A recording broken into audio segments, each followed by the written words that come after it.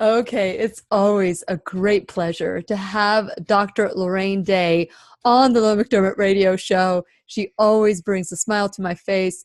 And today we're going to learn and grow about, we're going to learn about prostate cancer and the female version of that, which would be ovarian or cervical. She's going to set us straight on this. So fasten your seatbelt because we're going to learn and grow together.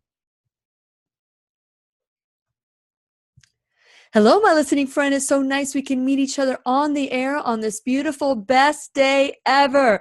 And for those of you who are stumbling upon my show just now, you're in for a treat. For those of you who are returning and have been a part of the show for the last 7 years, I'm so grateful. But let me tell you what this show is all about. I am committed to provide alternative ways to heal, and it is my mission to make awareness, responsibility, and truth a part of our everyday life. And I hope you, my listening and my viewing friends, will feel empowered to embrace a new truth and live the life of your dreams. Now, today is, like I said, this was the start for me. And I always say this, I've got a gush all over Dr. Lorraine Day because she truly changed my life. She opened my eyes. Even though I may not have been ready to hear what she had to say at the beginning, I researched it and learned it, and it became a part of my truth, not just her truth, but it became a part of my truth. She was so close to death and with cancer, stage 4, sent home to die, nothing she could do about this, so she was told. She had seen the damages of chemotherapy and radiation and how that ended the lives of people that were diagnosed with cancer. And so about 23 years ago or more, maybe it's more, she made a decision that she was going to change this for herself. And there was a lot of things she needed to do in order to change her life, in order to change her outcome. And we're so grateful, and I'm so grateful that 23 years went from dying at any moment to living for the last 23 years, learning new truths from Dr. Day. I know that she has helped so many people learn this new truth. But today in particular, we're going to be talking about the prostate and the female organs, the ovarian and ovaries and the cervix, so that we can learn a new truth about how to heal cancer without chemotherapy, without radiation, and possibly no surgery. And since it is our sole purpose in life, I am so grateful the sole purpose in life to give and receive love and knowledge. I'm so grateful that Dr. Lorraine Day is here to do just that. Welcome back, Dr. Day, to the Lillian McDermott radio show. Thank you so much. It's nice to be here. Oh, and I love our little private conversations as well. Share a little bit about your journey, because some people may not know, and this may be the first time that they're stumbling upon my show and learning from of this new truth about cancer with Dr. Lorraine Day. Share a little bit about your story. Yes, I am an Orthodox doctor. I was the vice chairman of the Department of Orthopedic Surgery at the University of California, San Francisco School of Medicine, and chief of orthopedic surgery at San Francisco General Hospital. So I was in mainstream medicine. And in November of 1993, I was diagnosed with cancer. Well, being a physician, I already knew that I wasn't going to do chemo and radiation, because every doctor knows that both chemo and radiation cause cancer. When you go to the dentist and the dentist puts the lead shield over you to take an x-ray of your tooth, why do they do that? Because they're required to do it by law, because x-rays are radiation, which cause cancer. So they have to cover up your body. And yet the doctor, when you already have cancer, will tell you, you have to have large doses of what we tell you to avoid because it causes cancer. So it makes no sense. Nope. Doctors actually can get chemotherapy by just having it touch them, not even getting it injected. Wow. And so I knew I wasn't going to do that. And I had breast cancer, and I knew I didn't develop breast cancer because I had too many breasts. So cutting one or both of them off was not going to cure me. And so you can't cut cancer out. What you have to do to cure cancer is not try to kill the cancer, because often doctors end up killing the patient. What you have to do is you have to stop doing the things that feed the cancer. And those are all lifestyle factors. So rather than trying to kill the cancer, you want to really starve it, if you will. So you don't give it what it needs to grow. And finally, I figured that out after 2 years of trying this alternative and that alternative, all the ones that are supposed to work. I tried over 40 of them. They didn't work. I was bedridden for 6 months. At one point, I was not expected to live through the night. Once I realized how I had to change my life, then I started getting well. It took me 18 months to get well. I had a tumor on my chest the size of a softball, and I am totally well. Tumor is gone, cancer-free. There it is, big, big tumor. And I am totally well and cancer-free. I work full-time. I can play tennis. I run. And how old are you, Dr. Day? What? How old are you? Will you share that? Yes, I am 81 years old, and I have the energy of a 30-year-old, and most people think I'm in my early 60s. That's right. And I am so excited that Dr. Lorraine Day is sharing her story. Not only that, but we're going to talk about the prostate and the female organs, the cervix, the ovaries. There was more to the story, Dr. Day, about, trying these alternative ways to heal. There is also an emotional component that we're going to be talking about when we return worldwide at whenyouneedafriend.com. We'll be right here waiting for you. Yeah, Dr. Day, that is one of the things that I learned more and more at this conference. I had shared with you that I just recently went to this integrative oncology conference. It's the 17th annual Best Answers for Cancer. And it was so refreshing to see more and more doctors come up onto the podium saying there's an emotional component to cancer. And your story is very similar to that. Would you like to share a little bit before we go back on the air? Well, yes, there is a huge emotional component because stress is a major part of getting cancer. Stress also causes dehydration, and dehydration causes stress. Yes. And I had a lot of stress in my life. Not only was I a trauma surgeon operating night and day and not getting enough sleep, but I was involved in a bad marriage. I had a divorce and a custody battle for my children. And in human terms, I had reason to be angry, but I had to learn how to forgive. And if you don't forgive, you are triggering your fight or flight reaction, and it causes cortisone to be poured into your body, which suppresses your immune system so you cannot get well. I had to write a letter to my ex-husband and his girlfriend, who had been living in our summer home, sleeping with my husband in our bed. And I had to ask for their forgiveness because of the things I had said about them, which were all true, but I didn't say them in the right spirit. That was the hardest thing I had to do to get well. Everything else paled in comparison to that. Absolutely. Absolutely, Dr. Day. And I wonder if you would have started those treatments with that mindset. I'll have to add this. I know we're about to get started. Here we go.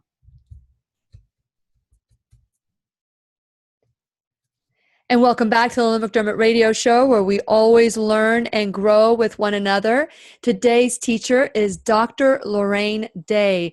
I am so excited every time she comes on the show because she was the first one to plant the seed in me that our bodies heal naturally, that when we live our life in a way that promotes healing, our bodies will respond. During the break, she shared her story of what was the root cause of her diagnosis of cancer and being almost gone. You had said on the air, Dr. Day, that you had tried almost every alternative way to heal, but there was one thing you had held off on doing, which was forgiveness and holding on to that anger and resentment. Can you share a little bit more about that on the air? Because I know for those of you who want to listen to Dr. Day, you can go to whenyouneedafriend.com and there'll be a YouTube video there that you can watch and listen to what she has to say. But would you like to add a little bit more about the lack of the anger you were carrying in your life and the way you released that portion that allowed your body to heal? I did not understand at the beginning. In fact, when I started my journey to get well, I had no idea what to do except to change my diet to a totally vegan diet. And that's the right diet, because when you eat any animal products, you're eating the hormones of the animal. Even if there aren't added hormones by factory farming, you're eating the hormones of the animal, plus animal products, meat, poultry, and fish have no water and no fiber. So they are also detrimental to your body. So I knew to change to a totally vegan diet and start doing a lot of vegetable juicing, but I didn't know what else to do. That was the right diet. It's a diet I'm still on after 25 years. I'm totally healthy and cancer-free. But there was so much more. The things I talk about in my DVDs and CDs, you can go to my website at drday.com, drday.com, and I have a whole list of materials there where you can learn how to get well yourself. You have to have sunlight. Cancerous tumors grow twice as fast if you're breathing indoor air as if you're breathing outdoor air. Wow. And all of these physical things that I talk about, and I show you from the medical literature in my books, I give you all the references. This is well known. We don't need any more research on cancer. The causes for cancer are well known. They're in the medical literature, except we physicians are never taught them in our training. So I started looking in all this medical literature that we're not taught. But the spiritual component is so important. If you hold on to anger, anxiety, fear, worry, grudge holding, unforgiveness, those things all trigger the fight or flight reaction in your body. And the fight or flight reaction is well known by every physician. Mm-hmm. And it pours adrenaline into your body, which causes anxiety, and it pours cortisol or cortisone into your body, which suppresses your immune system so you cannot get well. Stanford University has done extensive studies on forgiveness or lack of forgiveness and shows that you can't get well either from a physical or a mental disease if you are holding on to anger or unforgiveness. So I had been through a very nasty divorce and a custody battle for my children. And the reasons for the divorce, everybody would agree that I had a right to be angry. But that anger was killing me.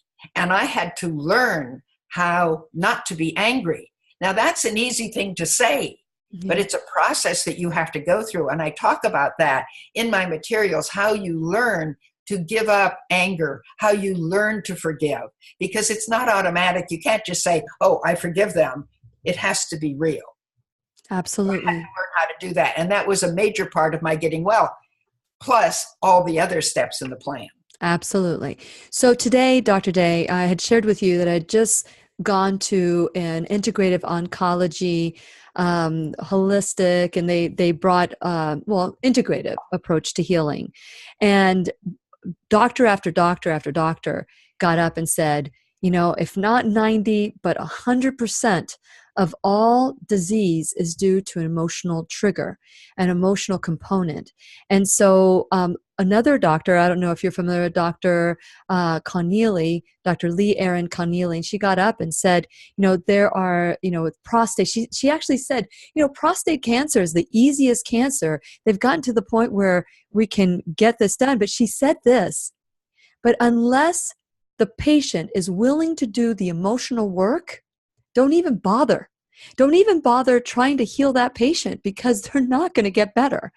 And of course, there were some doctors that were sitting next to me going, that's not true, that's not true.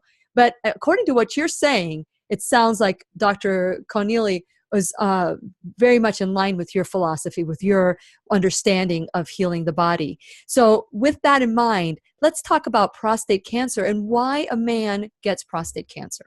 Well, again, it's all caused by the way they live, think, act, eat, and handle stress. That's the cause of all cancer. Doesn't matter where it is in your body, that's the cause. Mm-hmm.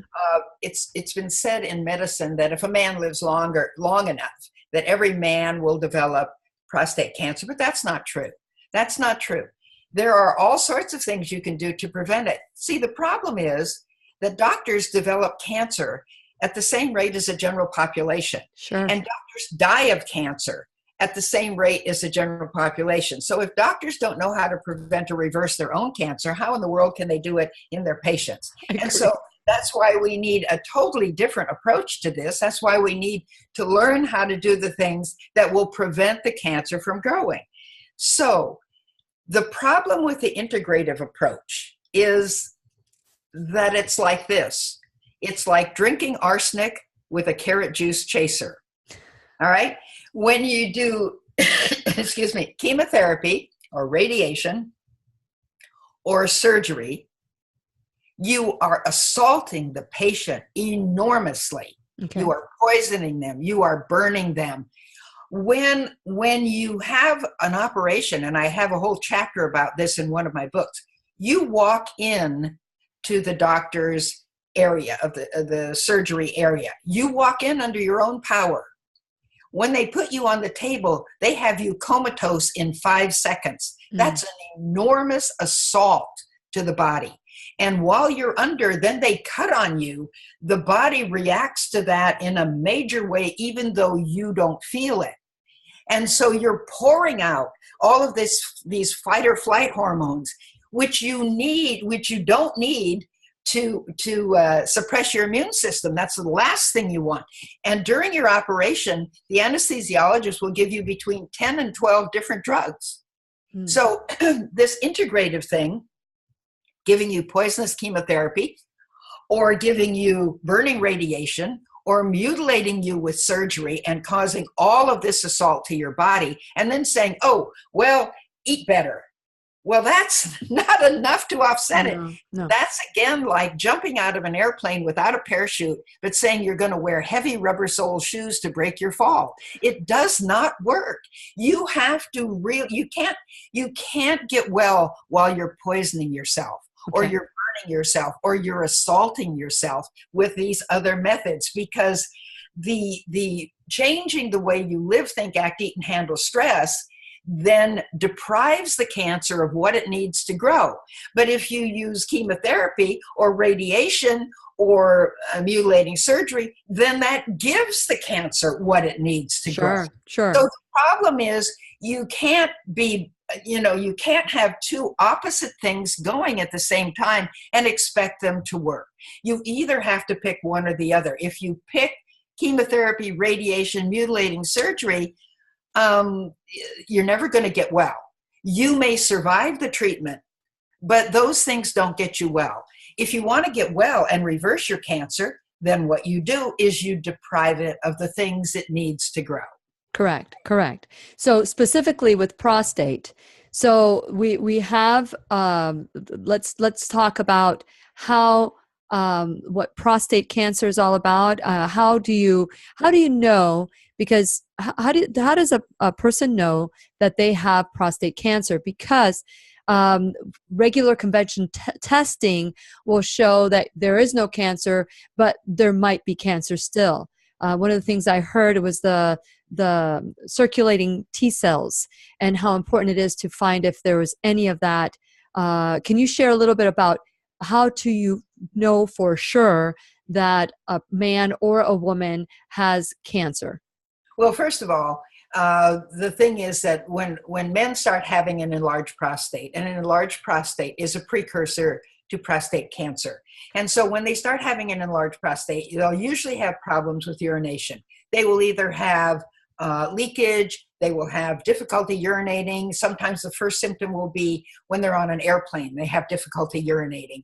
And so it would be nice if you would take the precautions before you get to that point. Sure. But if you get to that point, you have to say, okay, something is wrong. Mm-hmm. You don't really need a diagnosis right then. You just need to change all these factors. So what do you do to change the factors? Number one, you stop eating flesh food and dairy products and eggs, because they all contain hormones of the animal.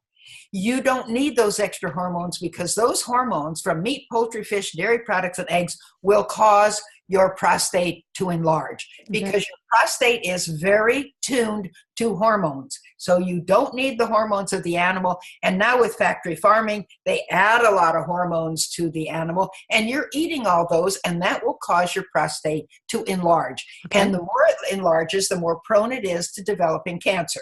So Okay. that's number one. Number two, you need to drink a lot of water. You need to drink at least 10 glasses of water a day. When people don't drink enough water, their cells start going bad. The body is 75% water. It's not 75% Coke. It's not 75% coffee. It's 75% water. And so that's what we need. When you drink coffee, then that's a diuretic. It takes more water out of your body than comes in with the drink. Now they're saying, oh, coffee is good for people. And oh, this silliness of the dark chocolate. Dark chocolate is good for you. Dark chocolate is not good for you. The reason they say that is, oh, because you see, it makes elderly people more alert. Well, that's because it's got caffeine in it. And caffeine takes the water out of your body, and your brain is 85% water. And so your brain may work a little better with the caffeine for an hour, but after that, you're worse off than before. Yeah. So all of this silliness, this is put out by the chocolate companies, not by, I know. There's such great marketers out there making us think that milk does the body good. We've already learned that milk does not do the body good. It actually depletes the body of the calcium, or gives our bones, takes away from our bones. Right. And caffeine, you also said caffeine depletes the body of the bones of the calcium that it needs.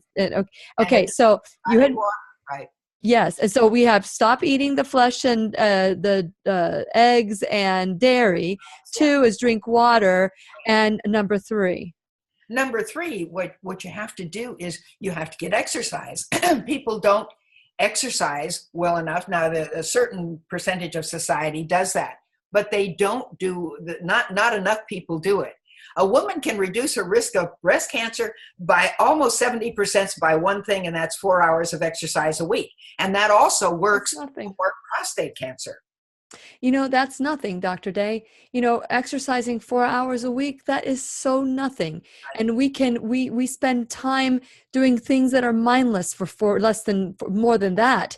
And so for us to do something that's going to enhance our body, it's wonderful. And so we're going to continue talking with Dr.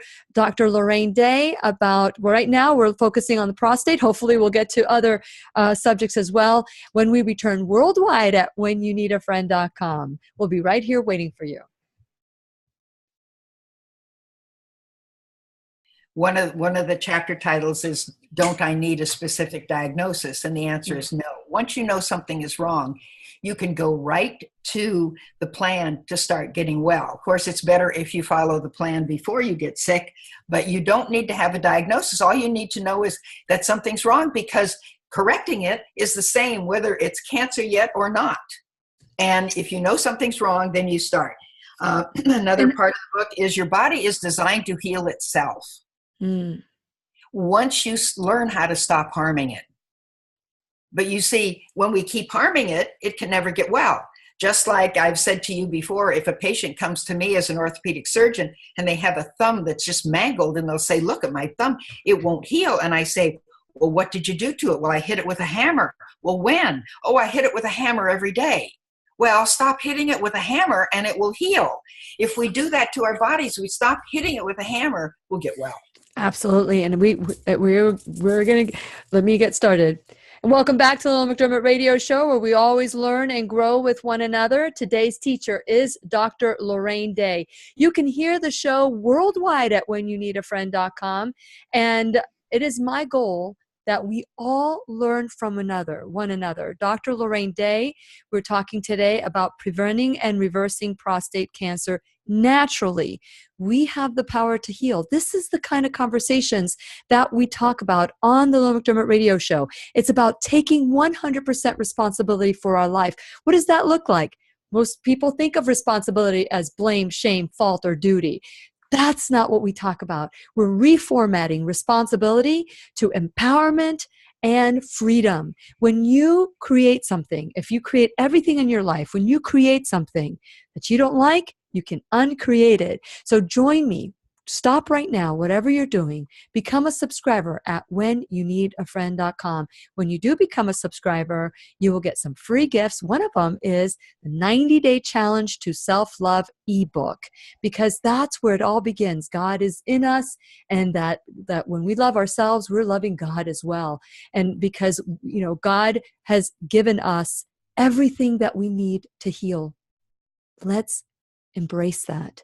So when you become a subscriber at whenyouneedafriend.com, I ask you to go to my sponsors page, and because without my sponsors, this show could not happen. So please figure out ways that you can support my sponsors the way that they are supporting the show. Please become a subscriber and also on YouTube, because these conversations are on and off the air on YouTube, and I'm on social media, Instagram, Twitter, and I think I'm on Pinterest, but I'm not sure.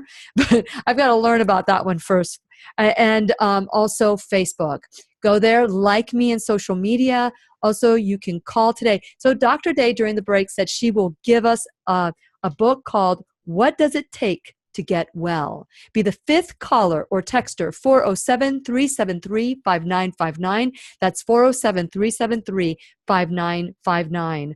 And be a winner for Get the Book, What Does It Take to Get Well? Now, Dr. Day, I'm so grateful that every time you come on the show, we've talked about, right now, we're talking about prostate health, and you've said that we really don't need a diagnosis. If you know something is wrong, if you're saying that if you're having problems with urination, what are other symptoms that a man would know that there are some issues with their prostate? Well, sometimes they have burning with urination, and sometimes they have hesitancy or leaking afterwards, and it just tells you that the prostate has enlarged and is impinging on the urethra, which is where the urine comes out. So any of those kinds of symptoms, and I'm going to tell you, there's one thing, there are very few kind of natural miracles for other kinds of disorders in your body, but there are two for prostate enlargement and prostate cancer. Okay. There are some herbs. One is called saw palmetto, and the other is Pygeum africanum. And Can you say that again slowly? Saw palmetto. No, not the saw palmetto, the other one. Pygeum africanum, Pygeum, and then Africa and Africanum, Africanum. So Pygeum africanum sounds like a little spell from Harry Potter. Pygeum africanum. Okay, good. Got it. And so when you take those, that will help keep the prostate small. However, if you're eating animal products, you're canceling that out. So you've got to stop eating the animal products, which help enlarge your prostate. And then when you use Pygeum africanum and saw palmetto, and you can get them at the health food store, they have no side effects. So you can take them, they're perfectly safe, and that will help. But you've got to do the other things too. You can't cancel them out by not doing the other things you need to do. Got it. So you can keep your prostate small. Your prostate does not have to enlarge. And you can, as you get older, you don't have to have these problems. I remember one gentleman, he was in his mid-70s. He was traveling a lot, and he had trouble. He thought he was going to have to stop traveling, and he would have difficulty urinating on the airplane when he was up at altitudes. And so when he eliminated all animal products and he started on Pygeum africanum and saw palmetto, he had no problem and still has no problem years later. Wow. So these things are really helpful in doing that. Now, the other thing is when men do have prostate cancer, they say, oh, we have these wonderful things. We've got the cyber knife now. We've got radiation that is the proton radiation, which is focused, and we've got the cyber knife. Well, guess what? The cyber knife costs $29,000 on average in America. Now, frequently the insurance will pay for most of that, but it has a lot of effects. Can have burning, all the side effects that you've had before. You can get worse afterwards, and blood in your urine and all of that. but it doesn't really cure you, because if you keep eating the animal products and you keep not exercising and you are stressed and you don't learn how to handle your stress, the cancer's just going to come back, or you're going to get cancer in some other place in your body. You are not well. You can't burn out cancer. You can't cut out cancer. The only way you can really get rid of it is to stop its growth by changing the way you live, think, act, eat, and handle stress. So the other thing you have to think about is you have to be really committed to the plan to changing your life. If you are going to have one foot in both camps, it's not really going to work. Because if you're doing it the natural way, you are rebuilding your immune system and you are keeping your body from getting all other diseases as well. A year before I was diagnosed with cancer, I was diagnosed with Parkinson's, and I had quite a severe tremor. And when I got well from the cancer, I recognized that all my Parkinson's symptoms went away too. And that's when I realized these are all caused by the same things: the way we live, think, act, eat, and handle stress. So if you have prostate problems and you start following the health plan as I did to get well, you're not going to get anything else. I haven't been sick for 25 years. You don't get sick when your immune system is working properly, because God has given us an immune system, but we've got to take care of it. That's right. See, go ahead. Okay. I want to focus on the prostate real quick. Erectile dysfunction, is that a sign that there could be cancer or prostate cancer? Well, not necessarily. A lot of people have erectile dysfunction just because they don't have enough blood to that area. And the reason they don't is because they have been eating too much meat, poultry, and fish, dairy products, eggs, sugar, and they have lined their blood vessels with fat and plaques and cholesterol and all that. And so that's one of the biggest causes of erectile dysfunction. And men are getting that at younger and younger ages. And that's because of the way they're eating, living, and handling stress. And so that should not be. And if you take Viagra, let me tell you, I have seen some of the side effects of men who've taken Viagra. And if this doesn't scare you, nothing will.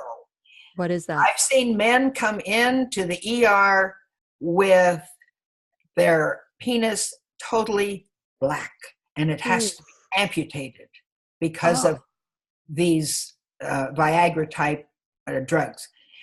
Black, and it has to be amputated. Is it the side effect? Is that the one that we hear that if you have an erection over 4 hours, then go to the ER? Well, again, you see, these things have a lot of side effects, not just that, but they have a lot of side effects. Drugs are drugs. How much better for you to clean out your system of vessels by stop eating the animal products. You can clean the plaque out of your arteries, and men can become functional again once you change these things. So why take a drug that can cause you to have your penis amputated? It's all in the head. It's all in the head. Right. So you've got to do that. Doing it that way is not the right way to do it. So I just have so many questions, Dr. Day. Now, I spoke to a doctor during the conference, and they were saying that a biopsy of the prostate makes the prostate angry and could cause even more inflammation. Can you share a little bit about that? We only have less than a minute left. Well, yeah, the thing is that whenever you attack any organ of the body with a scalpel or with anything else, the body reacts to it. That's the only way to really prove you have cancer. However, as I said, once you start having symptoms, and you generally have symptoms long before you have cancer, sometimes you don't, but the plan to get well, whether it's frankly cancer yet or just an enlarged prostate, is the same. So you don't have to have a biopsy. You don't have to have one. You just need to change. The only problem is a lot of people don't want to change until they know they have cancer, a life-threatening disease. Yes, I hear what you're saying. And that usually is the theme of, it's like they hear the show and they go, yeah. But, there's nothing more motivating than knowing that you can change your health, you can change your life with with choice. You know, food can be a weapon of mass destruction, and it also can be a tool to heal every cell of your body. But it's more than just food. Again, it's the way we look at life and how we deal with life as well. And we're going to continue our conversation with Dr. Lorraine Day when we return worldwide at whenyouneedafriend.com. Please remember, 407-373-5959 will get you a book. Okay, be the fifth caller or Dexter. So mics are off. Okay, so Dr. Day, this is amazing. It's, you know, Dr. Joel Fuhrman. I don't know if you're familiar with who Dr. Joel Fuhrman is. Yes. Yes. Okay. He basically says that nutritarian lifestyle, you know, we did a show just recently that because I keep hearing him in my head, and he says, what if there was not a pill to cure you? What if there wasn't a pill for your diagnosis? What would you do? And the reality is there's no pill that cures. It just keeps us sick, a little sick enough to need the next dose. The pharmaceutical industry has created a momentum where we're afraid not to take the pill. And when we take the pill, even though we're not feeling any better, we continue to take the pill thinking that that's going to make us better. It's like Rogaine for bald men. You know, they take the Rogaine, and even if their hair falls out, they think, oh, it could be worse, so I'm going to continue using the Rogaine. So the reality is we've been trained to not trust our body anymore. Well, drugs never cure disease. They don't. You see, before the 1940s, when penicillin was developed, people realized that they had to take care of their health. And so they ate much better than we do now. But once drugs came in, everybody said, "Oh, I don't have to do anything now. I can eat how I want. I can live how I want, and I'll go to the doctor and get a pill." Except drugs never cure disease. They never do. And drugs have all sorts of side effects. All you have to do is watch television and say, "Oh, take this drug," and then a voice very low, while a couple skips through the medical, distracting you. They'll say, "Well, this can kill you, and this can cause heart attacks, and this can cause strokes, and this can cause..." It's not all the side effects. So, I mean, this is the point. But people want a quick fix. That's why, interestingly, the Bible calls drug medication sorceries and witchcraft. Interesting. Okay, so we're about to get started. Welcome back to the Lillian McDermott Radio Show, where we always learn and grow together. Today's teacher is the Dr. Lorraine Day. And for those of you who want to hear our off-the-air conversations, you can go to whenyouneedafriend.com, click on YouTube, and the show will be there pretty soon. And I'm telling you, Dr. Lorraine Day she's the one that started this for me, this new truth. What else is out there? What else have we been lied about? What else? And so there's so many things that we just need to reformat. We talked about, Dr. Day, and thank you so much. I know that your life is full of doing wonderful things. And so it's always such a wonderful experience to have you on the show. And by the way, Dr. Day, I am old enough to be considered one of your friends, because I know that all your friends are leaving you and that you're looking for younger friends. I'm one of them. Good. Because you're outliving everybody. Okay. Well, let me tell you who I'm outliving. Let me tell you there were 3 surgeon friends of mine involved in my 2 biopsies. They all told me I would die if I didn't have chemo, radiation, and mastectomy. They all told me I would die. Well, briefly, one is dead of a massive heart attack 10 years ago, after 2 weeks after he had a coronary artery bypass that was supposed to cure him. He dropped dead in front of his 12-year-old granddaughter that he was helping with her homework. And it was very traumatic for her. So he's dead. He told me I would die. The second one died 8 years ago. He was the executive director of the American College of Surgeons. He was very prominent. He died of cancer 8 years ago, had all the chemo and the radiation, all that. The third one, these are all friends of mine. One was a college classmate. The other 2 were residents with me. The third one, who was also president of the American Academy of Surgery, he has malignant melanoma and is getting all the chemotherapy they can throw at him. So the only one of the four of us who is totally well and cancer-free is me. Wow. And they all told me I would die. They all had conventional therapy. They're dead or dying, and I'm the only one who's well. And I want to add here, and I think I remember this correctly. Prior to you getting cancer, you were not a believer in God. You did not have. Did I get that? Did I remember that correctly? Agnostic, right? You were agnostic. I was an agnostic for all of my adult life. And so, and it was only when I developed cancer that, because you see, I was a prominent orthopedic surgeon. I was, I think, the first woman chief of any. That's right. You were the big right. deal. Yeah. I was the only woman in the orthopedic surgery residency at UC San Francisco for a period of 25 years. When I was admitted to the Academy of Orthopedic Surgery, there were about 15,000 male orthopedic surgeons. I was the 12th woman. And so I thought I could run my life just fine. Look at what I have done until I developed cancer. And then, as I said, I knew that orthodox therapy does not work. Some people survive it, but they never get really well. Yeah. And secondly, I tried all these alternatives and none of them worked. These that are prominently displayed on the internet and in books, and they didn't work. And it was then that I had to turn to God. And you see, God created our bodies. Our bodies are designed to heal themselves. And we have this wonderful DNA repair mechanism that doctors all know about, and yet they don't really rely on it.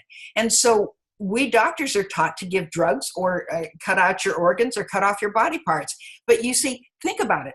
No case of cancer has ever been caused by having too many body parts or too many organs.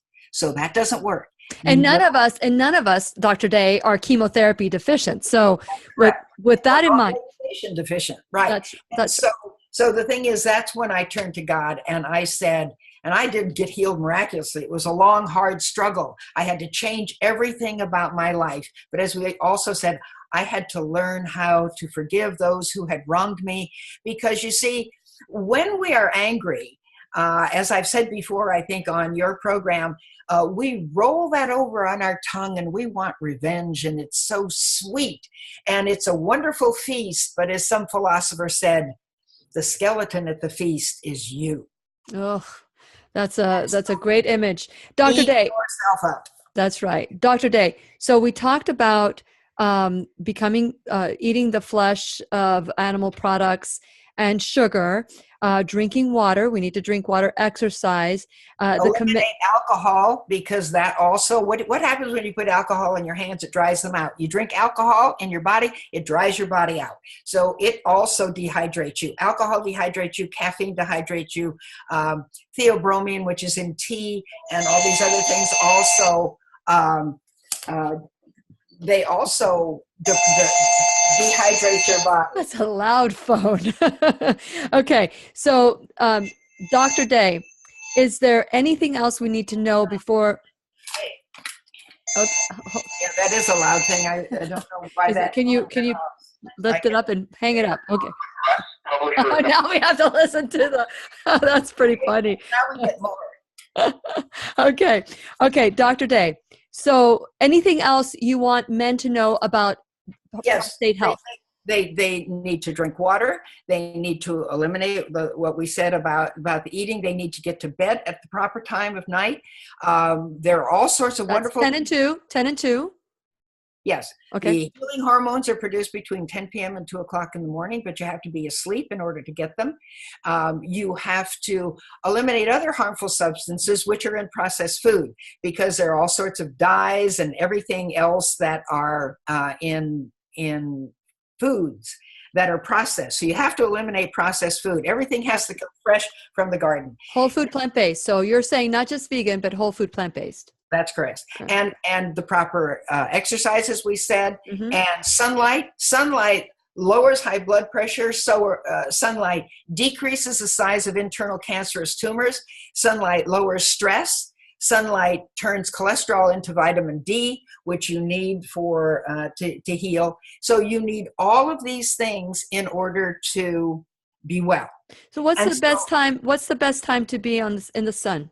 Well, the best time is when it's not too hot. So you can go, if it's in the summertime, you can go in the morning, and you need 30 to 40 minutes. You can work up to it if you're not used to being in the sun. The sunlight is good for you, and it does not cause cancer. It doesn't cause skin cancer at all. Studies have been done to show that it does not cause skin cancer, even though every dermatologist will tell you it does. I discuss this and give you the medical references all for it in my books. Yes. And speaking of which, be the fifth caller to leave a message or text her. 407-373-5959. Dr. Lorraine Day is giving away the book, What Does It Take to Get Well? I'm looking forward to getting that one. I have the other one, the ones that we've given in the past. But so what does it take to get well? Fifth caller, texter 407-373-5959. You know, Dr. Day, I know we have just very little time left, and perhaps maybe we can really briefly address this off the air if we don't have the time. But, you know, with prostate cancer, a man has symptoms. With cervical and ovarian cancer, because I want to just tap into a little bit of that, what can a woman do to be aware that this could be something in her body? Well, again, cervical cancer and ovarian cancer don't give you the same kinds of symptoms that a man has with prostate. But so that's why it's so much more important to be proactive. You need, and first of all, the other thing, one of the biggest causes of cervical cancer is promiscuity. Mm-hmm. Or rape, Dr. Lorraine Day. Well, yes, but you're not raped generally, time after time after time by different men. All right. But with promiscuity, what you're doing is you're being exposed to all the bacteria and viruses of all these different partners. And rape is bad, but that's just one person. And there's also, Dr. Day, molestation. There's, when a child is molested, that's not promiscuity. That's being tricked. That's correct. However, that is such a tiny part of cervical cancer. You see, just like they say with abortion, abortion for, incest or rape, that's such a tiny part of abortion. Abortion is mainly done for convenience. And all of these other things, rape is a very tiny portion of getting cervical cancer. So, Dr. Day, we're at the end of the show. I want to thank you so much for your sharing your information. Absolutely adore you. And I'm looking forward to our next conversation when you're back. Thank you so much. And to you, my listening friend, call 407-373-5959, be the fifth caller or texter, and get the book, What Does It Take to Get Well? And this is Lillian McDermott wishing you love, peace, joy, and unexpected abundance. Make it the best day ever. Good job, Dr. Day. Real quick, I know that sometimes it can seem black or white, but I just recently, and I've got an interview that I need to go to in a little bit, but just recently I was talking to this young lady who she didn't know why she had cervical cancer. She didn't know why she had cervical cancer. And so I had asked her privately when she was raped. I asked her, when were you raped? And then she said, and she broke down and she started crying. She felt that it was her fault. And I believe that if she can heal that through forgiveness of self, it's not just necessarily, Dr. Day, forgiving somebody else, but maybe she put herself in that situation where she was raped, and she holds contempt for her body or herself for that. In a situation like that, forgiveness of self is important too. Wouldn't you agree?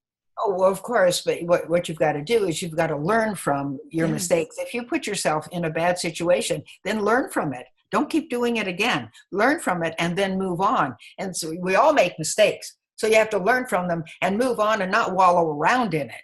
And you do have to forgive yourself, but you have to learn from it and not just say, oh, well, I did it. So I don't learn from it and I'll do it again. Don't do it again. Yes. And that's the only way we can really move on. And even though rape is a terrible thing, life beats you up. And I'm old enough to know how much garbage gets dumped in your lap. And so there's more bad things for her down the line. So just get over that one and move on.